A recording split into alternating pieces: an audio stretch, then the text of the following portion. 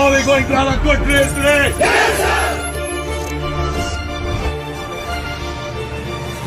जय हिंद भारतवासियों। सुप्रभात न्यूज में आज हम बात करेंगे देश विदेश की ताजा हेडलाइंस की।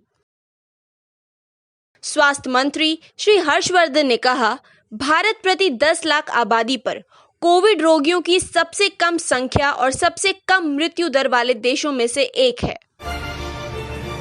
रिजर्व बैंक के गवर्नर श्री शक्तिकांत दास जी ने कहा, बैंक और वित्तीय संस्थान कोविड-19 महामारी से उत्पन्न वित्तीय दबाव कम करने के लिए प्रयासरत हैं। पूर्वोत्तर क्षेत्र विकास मंत्री डॉक्टर जितेंद्र सिंह ने कहा, भारत और आसियान कोविड के उपरांत विश्व अर्थव्यवस्था को सुधारने में महत्वपूर्ण भूमिका निभाएंगे। प्रधानमंत्री श्री नरेंद्र मोदी 26 जुलाई को सुबह 11 बजे मन की बात करेंगे।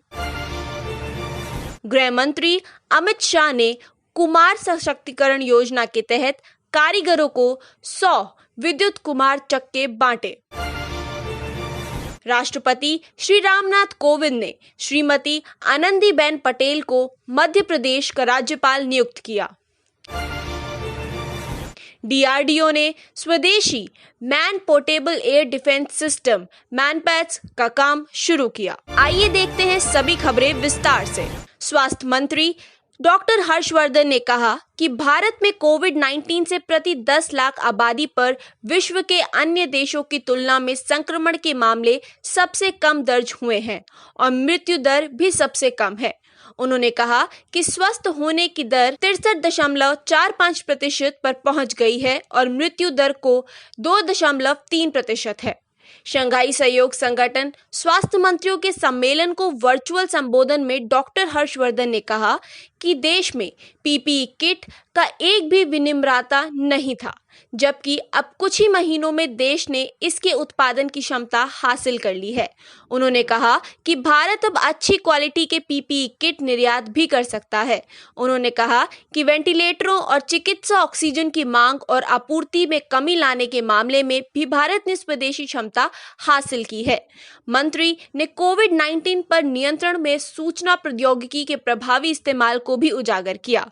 उन्होंने कहा कि आरोग्य सेतु ऐप और इतिहास ऐप का इस्तेमाल महामारी के संभावित समूहों की पहचान और निगरानी के लिए किया जा रहा है।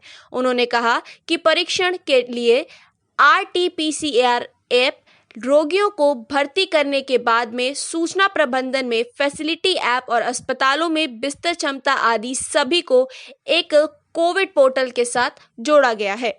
डॉक्टर हर्षवर्धन ने कोविड-19 के दौरान लोगों की प्रतिरक्षण क्षमता बढ़ाने में परंपरागत भारतीय चिकित्सा पद्धति के महत्व पर बल दिया। भारतीय रिजर्व बैंक के गवर्नर बैंकों से कहा कि वे कोविड-19 महामारी के दौरान अत्यधिक जोखिम से बचे। द्विवार्षिक वित्तीय स्थिरता रिपोर्ट की भूमिका में डॉक्टर शक्तिकांत दास ने कहा कि बैंकों और वित्तीय कंपनियों की सर्वोच्च प्राथमिकता अब पूंजी का स्तर सुधारने और उत्थान शक्ति में सुधार लाने के लिए होनी चाहिए कि देश की वित्तीय प्रणाली सुदृढ़ है, लेकिन अत्यधिक सावधानी से काम करना वक्त की जरूरत है। उन्होंने कहा कि सरकारों, केंद्रीय बैंकों और अन्य सरकारी एजेंसियों ने विश्व भर में व्यापारियों, निवेशकों और उपभोक्ताओं के बीच वित्तीय दबाव दूर करने के लिए समन्वित प्रयास किए हैं। केंद्रीय पूर्वोत्तर क्षेत्र विकास मंत्री डॉक्टर जितेंद्र सिंह ने कहा कि कोविड-19 के बाद विश्व की आर्थिक स्थिति सुधारने में भारत और आसियान प्रमुख भूमिका अदा करेंगे। उन्होंने कहा कि भविष्य उनके अनुकूल होगा क्योंकि भारत और आसियान देशों में नई ऊंचाइयां छूने की सामान्य योग्यता, साहस और संकल्प शक्ति है।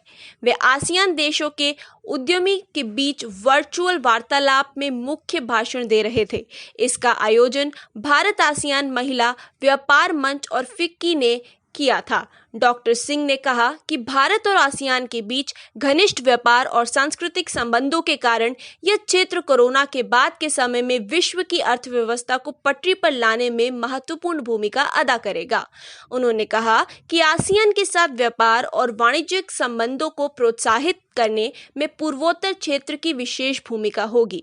उन्होंने कहा कि पूर्वोत्तर क्षेत्र दक्षिण पूर्वी एशियाई देशों की बढ़ती अर्थव्यवस्था का प्रवेश द्वार है, लेकिन कहा कि प्रधानमंत्री नरेंद्र मोदी ने लुक ईस्ट की नीति को बदलकर एक्ट ईस्ट का रूप दिया ताकि इन देशों के साथ आपसी सहयोग को नई ऊंचाइयों पर पहुंचाया जा सके। इस क्षेत्र में संपर्क के मुद्दे पर डॉक्टर सिंह ने कहा कि पिछले 6 वर्षों में सड़क, रेल और हवाई संपर्क के मामलों में महत्वपूर्ण विकास हुआ है। उन्होंने कहा कि भारत और बांग्लादेश के बीच बस्तियों के आदान प्रदान के बारे में हुई संधि की याद दिलाई, जिसे प्रधानमंत्री नरेंद्र मोदी के नेतृत्व में मूर्त रूप दिया गया। उन्होंने बताया कि बांग्लादेश से त्रिपुरा के लिए जल्द ही एक रेल सेवा शुरू की जाएगी, जिससे क्षेत्र के विकास में नया अध्याय जुड़ेगा और नए क्षितिज खुलेंगे। प्रधानमंत्री श्री नरेंद्र मोदी रविवार को 11 बजे मन की बात कार्यक्रम में देश विदेश के लोगों के साथ अपने विचार साझा करेंगे। कार्यक्रम डीडी न्यूज, पीएमओ और सूचना तथा प्रसारण मंत्रालय के यूट्यूब चैनलों पर लाइव उपलब्ध रहेगा। गृह मंत्री श्री अमित शाह ने आज खादी और ग्रामोद्योग आयोग केवीआईसी की कुम्हार सशक्तिकरण योजना के अंतर्गत 100 प्रशिक्षित कारीगरों को 100 विद्युत कुम्हार चक्के वितरित किए। श्री शाह ने वीडियो कॉन्फ्रेंस के माध्यम से अपने संसदीय क्षेत्र गांधीनगर के बलवा गांव में कुम्हार चक्के बांटे। गृह मंत्री ने इस योजना की प्रशंसा करते हुए कहा कि ये पहल हाशिए पर पहुंच चुके कुम्हार समुदाय को मजबूत बनाने में मदद करेगी और मिट्टी के बर्तनों की पारंपरिक कला को पुनर्जीवित करने में सहायक होगी।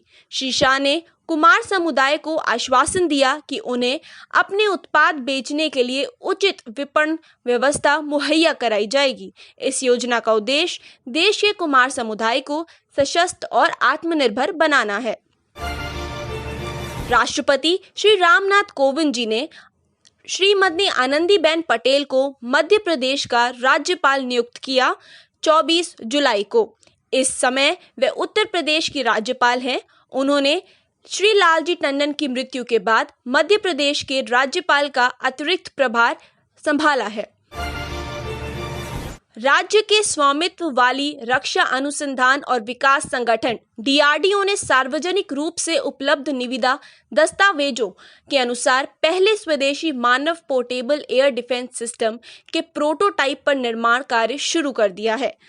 प्रतियोगिता में अन्य प्रतियोगियों द्वारा की गई शिकायतों पर देरी के कारण भारतीय सेना का $1.5 बिलियन का शॉर्ट रेंज एयर डिफेंस या VSHORAD कार्यक्रम जर्जर हो चुका है।